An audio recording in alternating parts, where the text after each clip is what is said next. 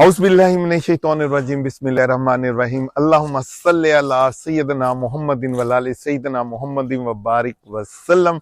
अस्सलाम वालेकुम दोस्तों, आप देख रहे हैं मेरा YouTube चैनल सूफी सरगम, जिसमें दिल से की जाती हैं दिल की बातें सच्चे दिलों के साथ। रमजानुल मुबारक। कल कुछ तबीयत की नासाजी और सुस्ती की वजह से मैं 7 रमजान की वीडियो ना बना सका और आज 7 और 8 रमजानुल मुबारक के अहम वाकयात। लेकिन इन अहम वाकयात से पहले मैं एक बहुत ही अहम बात करना चाहता हूं, जो कि मैं अक्सर कहता हूं कि रमजानुल मुबारक का महीना मुबारक महीना, इबादत का महीना, नेकी का महीना, नेकियां समेटने का महीना, ज़कात का महीना, खैरात का महीना और रूठे हुओं को मनाने का महीना।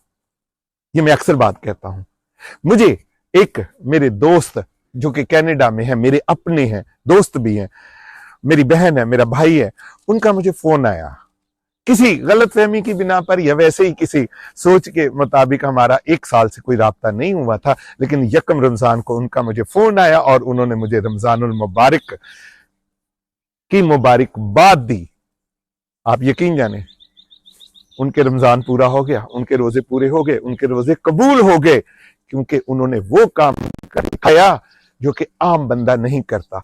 रूठे हुओं को मना लो, जाओ उनके दरवाजे पर दस्तक दे दो, दस्तक दो, नहीं दरवाजा खोलते दोबारा दो, अंदर नहीं आने देते परेशान मत हो। क्या मुश्किल है? ऐसा होता नहीं है, हुआ है। दरवाजे पर दस्तक दो, अगर कोई दरवाजा नहीं खोलता और खोलकर आपको अंदर नहीं आने देता और बाद में आपको पता चलता है कि वो बड़ी तालियां बजा रहे थे और कह रहे थे कि हमने उनको अंदर नहीं आने दिया, तो ज़हन में रखना कि उनकी तालियां जो है ना, वो अल्लाह ताला की थपकियां हैं। मुझे किसी ने कहा कि अगर किसी का दिल पसीजता नहीं है, वो आपकी तरफ माइल नहीं होता, कोई गलती होगी उससे माफी मांगने पर भी नहीं होता, तो जो आप पढ़ते हैं उनको पढ़कर बख्श दिया करें। मैं ऐसा ही करता हूं, आप भी उनको पढ़कर बख्श दिया करें। जी, 7 और 8 रमजानुल मुबारक के आज अहम वाकयात मैं आपसे शेयर करूंगा।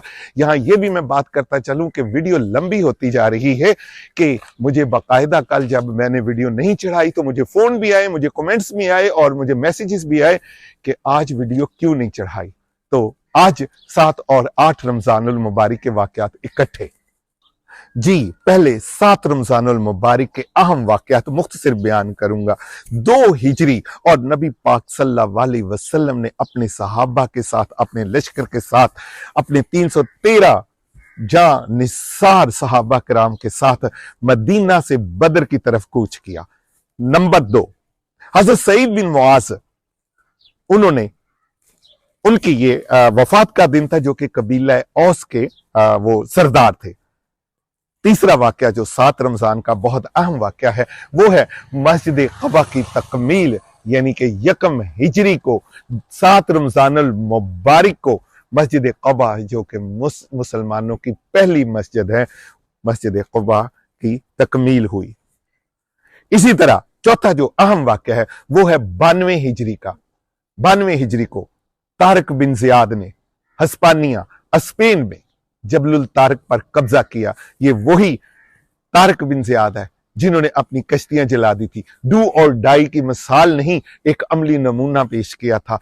जब उन्होंने देखा कि दुश्मन की फौज बहुत ज्यादा है और उनकी फौज ने थोड़ा हौसला हार दिया, तो तारिक बिन ज़ियाद ने रात को उठकर तमाम कश्तियां जला दी, समुद्र से वापसी का रास्ता ही खत्म कर दिया और सुबह उठ के अपने जानिसारों के सामने तकरीर की कि किस तरह इस्लाम के लिए जहाद किया जाता है।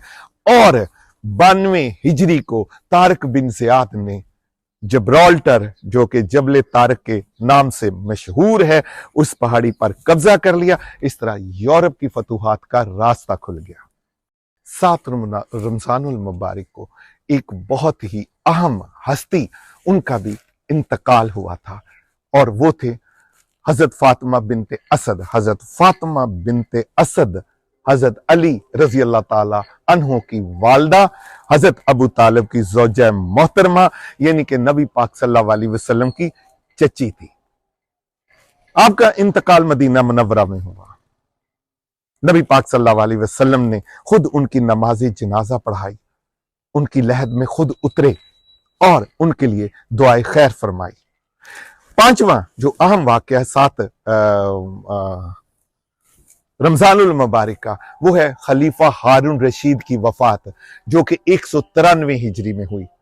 इनके दौर में इस्लामी तहजीब हुई, तमद्दन ने बेहद तरक्की की, खास तौर पर इल्म के लिहाज से और अपने यूनिवर्सिटी के लिहाज से। जो उन्होंने एक यूनिवर्सिटी तामीर की थी, उस लिहाज से ये बहुत ही ज्यादा मशहूर खलीफा है। ये भी 7 रमजान अल मुबारक उनकी वफात का दिन है।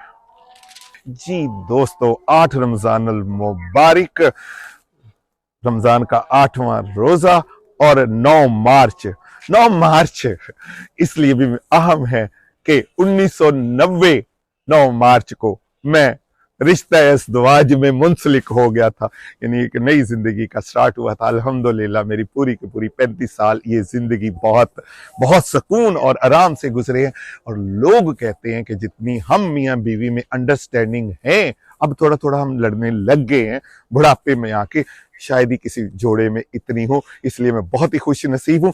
और आज बगैर कोई टाइम ज़ाय किए मैं आपसे शेयर करूंगा रमजान अल मुबारक की 8 तारीख के अहम वाकयात। 8 रमजान अल मुबारक हजरत खालिद बिन वलीद का यौम पैदाइश। हजरत खालिद बिन वलीद, जिनको सैफुल्लाह का खताब मेरे नबी पाक सल्लल्लाहु अलैहि वसल्लम ने दिया, ऐसी तलवार जो कभी टूटती नहीं, अल्लाह की तलवार। आप बहुत बड़े जर्नैल थे, आपका बहुत सारी जंगों में बहुत अहम किरदार है और बहुत सी आम फतुआत में बहुत अहम किरदार है। इस पर मैं एक बाकायदा एक बड़ी वीडियो बनाऊंगा उनकी पूरी हालात जिंदगी पर। आज सिर्फ इतना कि हजरत खालिद बिन वलीद का 8 रमजान अल मुबारक को जन्म हुआ था। 8 रमजान अल मुबारक हजरत साद बिन अबी वकास का इंतकाल हुआ। आप फतेह कादसिया के फाते थे, आप बहुत बड़े सहाबा थे और आपका शुमार अशरा मुबशरा में होता था। बास तारीखी हवालों में मस्जिद अक्सा का भी जो तकमील है वो 8 रमजान अल मुबारक को बताई जाती है। वल्लाह आलम बिस्सवाब। जी दोस्तों, ये थे 7 रमजान अल मुबारक और 8 रमजान अल मुबारक के वाकयात। मेरी वीडियो अगर आपको पसंद आती है, आप यकीन जानिए वीडियो पर बहुत मेहनत करनी पड़ती है, बहुत कुछ करना पड़ता है, एडिटिंग करनी पड़ती है, थंबनेल बनाना पड़ता है और बहुत सारा इंतजाम करना पड़ता है और स्पेशली मुझे अपना चेहरा भी दुरुस्त करना पड़ता है। तो मेरी वीडियो को लाइक कीजिएगा, मेहनत का थोड़ा सा सिला तो दीजिएगा, सब्सक्राइब भी कीजिएगा और शेयर भी कीजिएगा। खुश रहिए, आबाद रहिए। अस्सलाम वालेकुम रहमतुल्लाहि व बरकातहू।